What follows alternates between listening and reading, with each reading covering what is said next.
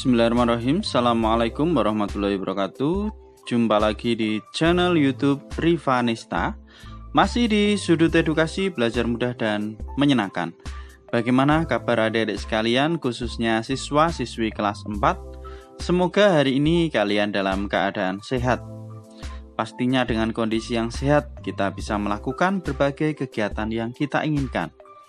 Dan dengan keadaan yang sehat pula, kita bisa belajar bersama untuk membahas soal-soal dari buku penilaian Bu Pena untuk SD atau MI kelas 4 ya. Dan kali ini masih di tema 8, subtema 1 ya, di jilid 4D. Dan ini adalah pendamping pembelajaran 6 ya. Oke, langsung saja kita menuju ke soal yang akan kita bahas kali ini. Jadi untuk video-video sebelumnya mungkin ada yang masih ketinggalan, bisa dilihat di playlist ya, yaitu Bu Pena kelas 4. Ya, di sini pendamping pembelajaran 6 halaman 29 ya. Kita bahas yang ayo berlatih. Jadi untuk soal ayo berlatih di tema 8 subtema 1 sudah kita bahas semua ya, tinggal di pendamping pembelajaran 6. Ini mengidentifikasi tokoh utama dan tambahan di dalam teks fiksi. Bacalah kembali cerita tentang asal mula bunga kemuning pada pembelajaran sebelumnya. Lalu kerjakan soal-soal berikut. Oke ya, jadi di sini akan saya bacakan ya, asal mula bunga kemuning, walaupun di video sebelumnya sudah kita baca ya, supaya tidak lupa lagi mungkin untuk menjawab soal ini. Mungkin kalau ada yang merasa terlalu lama nanti bisa di skip ya. Di sini akan saya baca kembali supaya lebih mudah dalam menjawab soal-soal yang ada di pembelajaran 1 ya, pendamping pembelajaran 1 ya. Itu ya. Asal mula bunga kemuning. Dahulu kala, di sebuah kerajaan, tinggallah seorang putri bersama seorang raja bersama 10 putrinya. Ke-10 putri diberi nama sesuai dengan warna kesukaan sang raja. Ada putri jambon, putri hijau, putri jingga, putri nila, putri merah, putri kelabu, putri oranye, putri biru, putri putih, dan putri kuning. Putri jambon merupakan putri sulung, sedangkan putri kuning merupakan putri bungsu sang raja. Raja sangat menyayangi ke-10 putrinya. Namun, banyaknya pekerjaan membuat sang raja tidak dapat selalu mengawasi ke-10 putrinya. Oleh sebab itu, raja meminta bantuan para dayang istana untuk merawat para putrinya. Setiap hari, para putri diperlakukan dengan sangat baik oleh dayang-dayang. Semua keperluan mereka selalu dipenuhi. Hal itu membuat mereka merasa sangat senang, hingga mereka lupa untuk belajar dan mengerjakan tugas mereka. Sepanjang hari, 9 putri dari 10 putri raja selalu bermain-main dan bersenang-senang, tanpa mau peduli dengan pelajaran dan tugas mereka. Akan tetapi, ada seorang putri yang sangat rajin dan suka membantu pekerjaan ayahnya. Putri itu adalah putri kuning. Setiap hari, putri kuning rajin belajar dan selalu berusaha untuk menyelesaikan tugasnya. Putri kuning juga sering menemani sang raja bekerja, misalnya saat sang raja membalas surat undangan dari kerajaan lain. Suatu hari, raja berniat untuk pergi ke suatu negeri dalam waktu yang cukup lama. Sebelum pergi, raja berpesan kepada para putrinya untuk hidup rukun, tetap rajin belajar dan mengerjakan tugas mereka masing-masing. Sang raja juga menanyakan oleh-oleh apa yang diinginkan para putri setelah ia kembali nanti. Putri-putriku, ayah akan pergi ke negeri seberang selama beberapa hari. Apakah ada benda yang kalian inginkan? Oleh-oleh apa yang kalian inginkan? Ayo, katakan kepada ayah," ucap sang raja kepada ke-10 putrinya.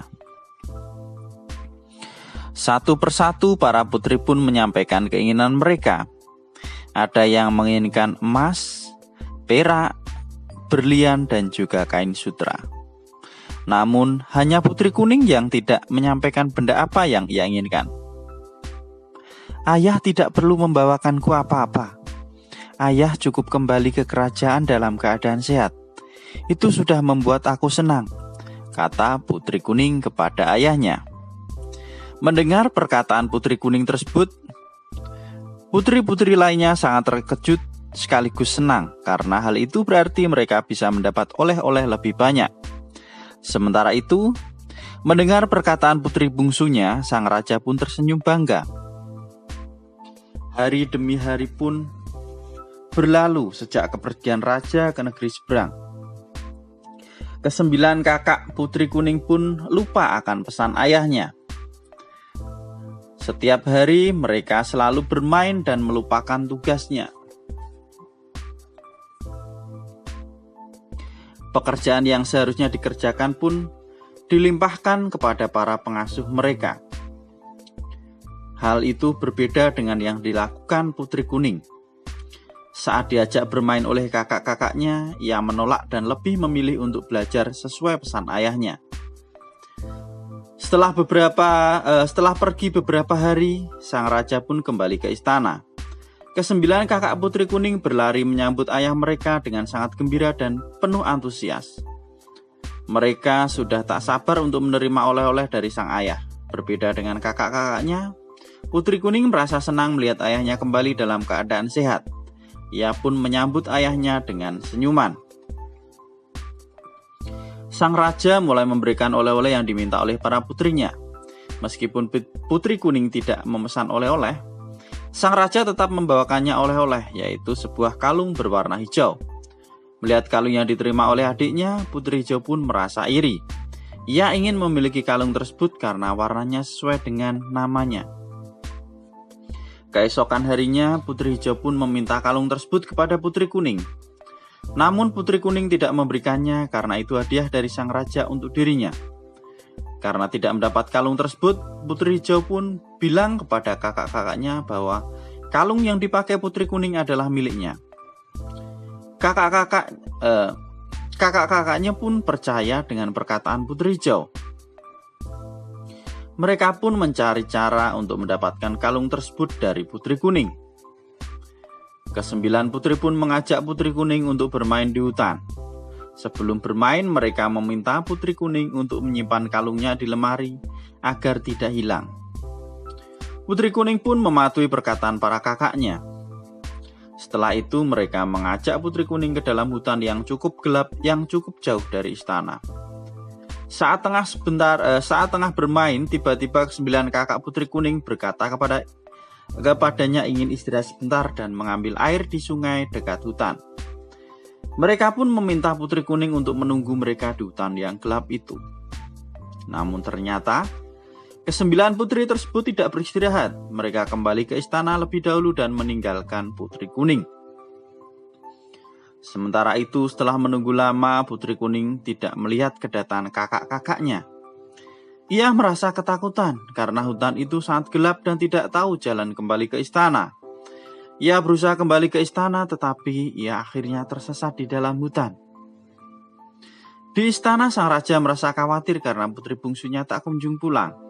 Ia pun berusaha mencarinya ke semua tempat di sekitar istana, tetapi tidak menemukannya. Waktu pun terus berlalu. Raja pun sangat sedih karena salah satu putrinya hilang. Akhirnya, sang raja mencari Putri Kuning ke dalam hutan yang cukup gelap. Di tengah hutan, raja melihat sebuah pohon yang memiliki batang seperti jubah Putri Kuning. Daunnya berkilau, sedangkan bunganya berwarna putih kekuningan dan berbau harum. Tanaman tersebut mengingatkan raja dengan putri bungsunya, yaitu Putri Kuning. Akhirnya, raja membawa dan merawat tanaman itu di istananya, serta memberi nama tanaman tersebut dengan nama kemuning. Nah, ini adik-adik tentang asal-usul bunga kemuning. Oke, kita lanjutkan lagi ya untuk soalnya tadi di pendamping pembelajaran 6 setelah kita baca. Oke. Pertanyaannya yang pertama, siapa sajakah tokoh di dalam cerita tersebut? Ya, di sini sudah saya tuliskan ya, Adik. Ya, jadi sang raja dan ke-10 putrinya serta dayang-dayang, yaitu sang raja, putri Jambon, putri hijau, putri jingga, putri nila, putri merah, putri kelabu, putri oranye, putri biru, putri putih, putri kuning, dan dayang-dayang. Itu ya. Kemudian nomor 2, tuliskan tokoh utama dan tokoh tambahan di dalam cerita tersebut. Ya, tokoh utama dan tokoh tambahannya siapa? Nah, ini tokoh utamanya adalah sang raja, kemudian ada putri kuning dan putri hijau ya, tadi yang banyak berperan di situ. Kemudian tokoh tambahannya ada putri Jambon, putri jingga, putri nila, putri merah, putri kelabu, putri oranye, putri biru, putri putih, dan dayang-dayang. Pertanyaan yang ketiga, tuliskan sifat dan karakter dari tiap tokoh beserta kalimat yang menunjukkan hal tersebut. Ya, di sini saya tuliskan untuk tokoh-tokoh utama ya, yang bisa kita lihat karakternya. Ya. Yang pertama, sang raja. Nah, sifatnya atau karakternya adil, bijaksana, dan juga khawatir. Kalimat yang bisa kita lihat dari sifat ini adalah, jadi raja sangat menyayangi ke-10 putrinya. Nah, jadi dia bijaksana dan adil. Kemudian sifat khawatirnya kelihatan di kalimat yang mana ini ya? Raja khawatir putri bungsunya tidak kunjung pulang tadi ya, di hutan ya. Jadi tidak tahu kok yang lainnya pada pulang, yang putri kuning tidak pulang-pulang, itu khawatir. Kemudian sifat dari putri kuning ya, rajin dan bertanggung jawab ya. Dapat kita lihat ya, setiap hari putri kuning rajin belajar dan selalu berusaha menyelesaikan tugasnya. Selanjutnya ada putri hijau ya. Nah, sifatnya ini iri hati ya, iri hati misalnya. Jadi putri hijau ingin memiliki kalung yang dimiliki oleh putri kuning. Nah, itu kalimatnya ya. Oke, kemudian yang nomor 4, pertanyaannya adalah, apa kebiasaan yang dilakukan oleh tokoh yang memiliki sifat baik?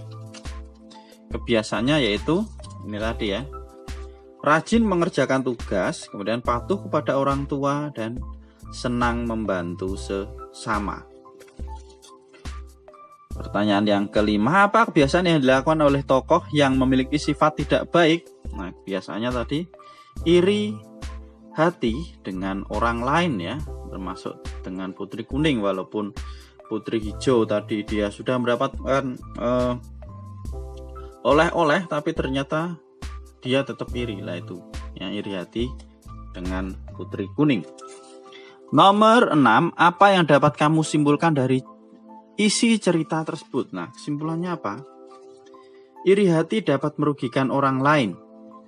Kita harus bersyukur dengan apa yang diterima ya, apa yang kita terima ya. Dan harus berbuat baik dengan siapapun dan semangat dalam beraktivitas. Ini ya kesimpulan dari cerita tentang asal usul bunga kemuning tadi ya. Oke, untuk ayo berlatih berarti sudah kita bahas semua ya di tema 8 subtema 1 ya. Terima kasih sudah meluangkan waktu untuk belajar bersama. Mohon maaf apabila ada kekurangan dalam pembahasan atau penjelasan soal-soal yang ada.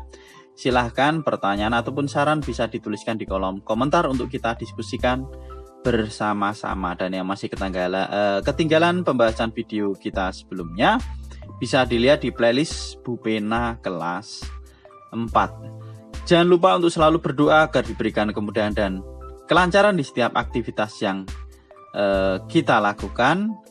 Dan saya rasa cukup sekian untuk pertemuan kali ini, dan sampai ketemu di pembahasan video-video berikutnya ya, pembahasan soal di video-video berikutnya. Saya akhiri. Assalamualaikum warahmatullahi wabarakatuh.